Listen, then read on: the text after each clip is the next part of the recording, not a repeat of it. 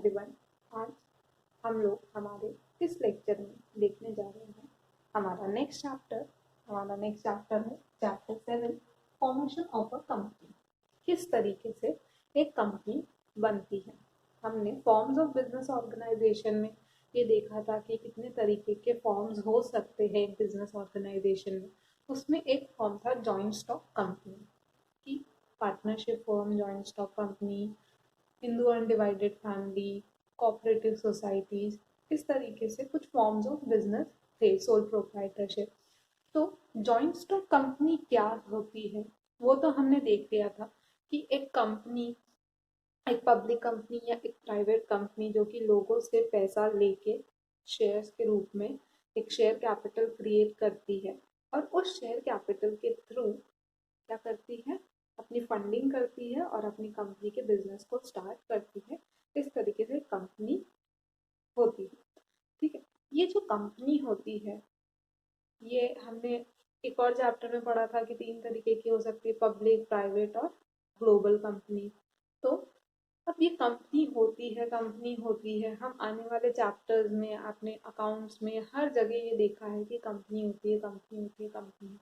लेकिन ये company form कैसे होती है ये आज हम देखेंगे फॉर्मेशन ऑफ अ कंपनी वाले चैप्टर।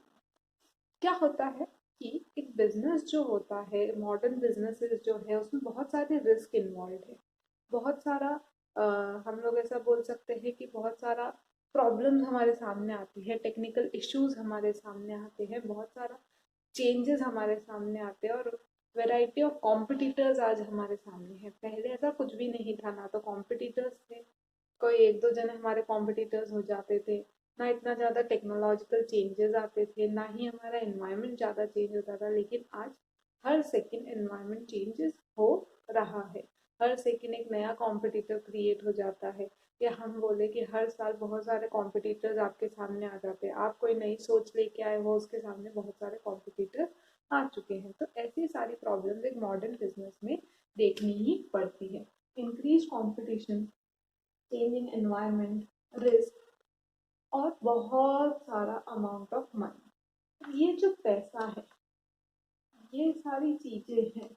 अब ये सारा एक अकेला इंसान या सोल प्रोप्राइटर या एचयूएफ जो है वो हैंडल नहीं कर पाता, ना ही पार्टनरशिप फॉर्म वाला इतना सब कुछ हैंडल कर पाएगा।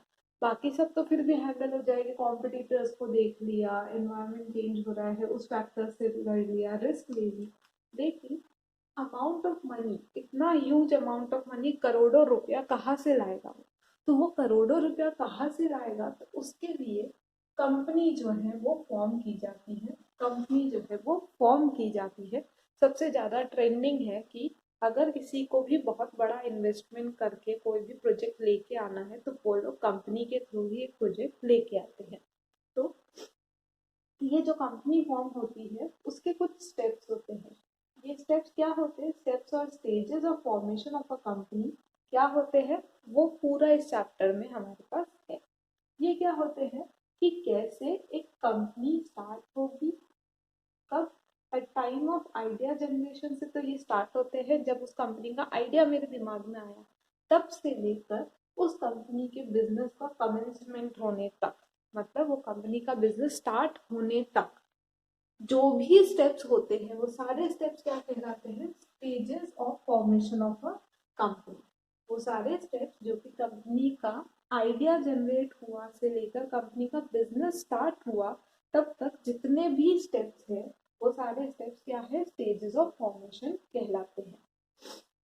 जो इंसान ये सारे स्टेजेस ऑफ फॉर्मेशन को देखता है, सारे रिस्क लेता है प्रमोशन से रिलेटेड, उसको हम कहते हैं प्रमोटर। क्या कहते हैं? प्रमोटर। ये जो प्रमोटर होता है ये एक ऐसा पर्सन होता है जो कि जितने भी स्टेप्स फॉर्मेशन से रिलेटेड है या फिर कंपनी को प्रमोट करने के जितने भी रिस्क है, जो भी इनिशियल एक्सपेंसेस होंगे, वो सारी चीजों को कौन देखता है? प्रमोटर देखता है। अगर हम प्रमोटर की डेफिनेशन देखें तो क्या है? One who undertakes necessary steps for formation and promotion of a company. एक कंपनी के फॉर्मेशन और प्रमोशन से रिलेटेड जितने भी स्टेप्स लिए जाएंगे वो जो बंदा लेता है उसको हम प्रमोटर बोलते हैं। ठीक है, ये जो फॉर्मेशन है, फॉर्मेशन ऑफ अ कंपनी जो है, फॉर्मेशन ऑफ अ कंपनी जो है वो एक कॉम्प्लेक्स प्रोसेस है, इजी नहीं है, बहुत सारे स्टेप्स होते हैं, बहुत सारे लीगल प्रोसीजर्स होते हैं, बहुत सारे डॉक्यूमेंटेशन होते हैं जिनके बारे में हमें देखना पड़ता है। तो इसलिए इसको एक कॉम्प्लेक्स प्रोसेस बोला गया है फॉर्मेशन ऑफ अ कंपनी, क्योंकि इसमें बहुत सारी लीगल फॉर्मेलिटीज और डॉक्यूमेंटेशन इन्वॉल्व होते हैं। ठीक है, अब अगर हम बात करें, हम इतनी देर देख रहे हैं formation of a company, formation of a company के स्टेजेस। तो ये स्टेजेस है क्या, स्टेजेस क्या है फॉर्मेशन के? तो सबसे पहला है प्रमोशन, प्रमोट करेंगे हम हमारी कंपनी को। इनकॉर्पोरेशन, इसमें क्या होगा, जो रजिस्ट्रार है कंपनी का वो हमारे को एक सर्टिफिकेट देगा कि हम अब बिजनेस कमेंस कर सकते हैं। फिर है सब्सक्रिप्शन ऑफ कैपिटल, हम लोगों से पैसा मंगवाएंगे, हम हमारे सब्सक्राइबर्स को बोलेंगे कि हमारे कैपिटल रेज करेंगे। फिर होता है कमेंसमेंट ऑफ बिजनेस, कि हम अपना बिजनेस स्टार्ट कर देंगे।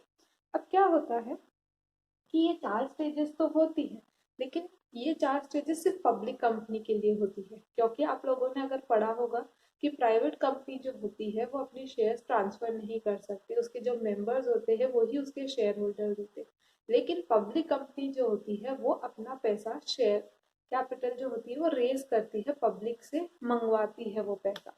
इसलिए जो पब्लिक कंपनी है उसको तो ये चारों स्टेप फॉलो करने पड़ते हैं, लेकिन प्राइवेट कंपनी जो है, private company can start business after step second. Incorporation का सर्टिफिकेट मिलने के जस्ट बाद वो अपना बिजनेस स्टार्ट कर सकती है, उसको ना तो कैपिटल सब्सक्राइब करवानी है और ना कमेंसमेंट ऑफ बिजनेस के सर्टिफिकेट का वेट करना है।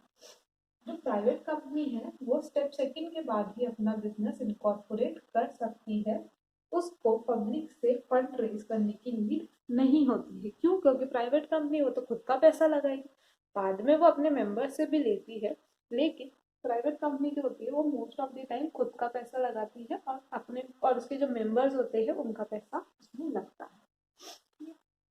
अब हम सबसे पहले स्टेज की बात करें, सबसे पहला स्टेज है promotion. Promotion means idea generation and promoting activities for the same। क्या चीज?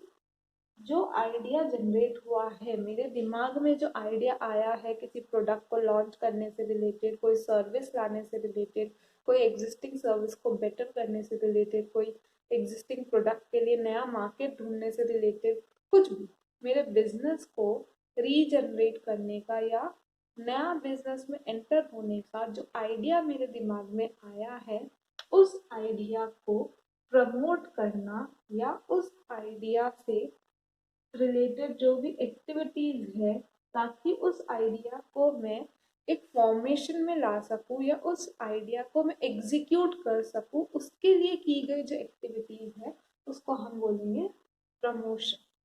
क्या बोला?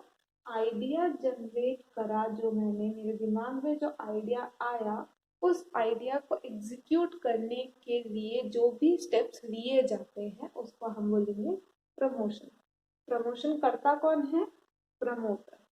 अब प्रमोटर जो है वो बहुत सारे लोगों की हेल्प लेता है प्रमोशन करने में, लेकिन वो सारे लोग प्रमोटर नहीं कहलाएंगे, वो सिर्फ उसके असिस्टेंट्स कहलाएंगे। प्रमोटर तो सिर्फ वही इंसान है जिसका नाम कंपनी के डॉक्यूमेंट्स में एज अ प्रमोटर लिखा गया है, उसके हेल्पर्स प्रमोटर नहीं है। जैसे सीए वगैरह सबकी हेल्प ली उसने, तो वो सब प्रमोटर्स में नहीं आएंगे। सिर्फ और सिर्फ प्रमोटर कौन है? वो इंसान जिसका नाम कंपनी के डॉक्यूमेंट्स में एज अ प्रमोटर लिखा गया है, जिसने कंपनी के आइडिया जनरेशन को एग्जीक्यूट किया है, उस बंदे को हम प्रमोटर बोलेंगे।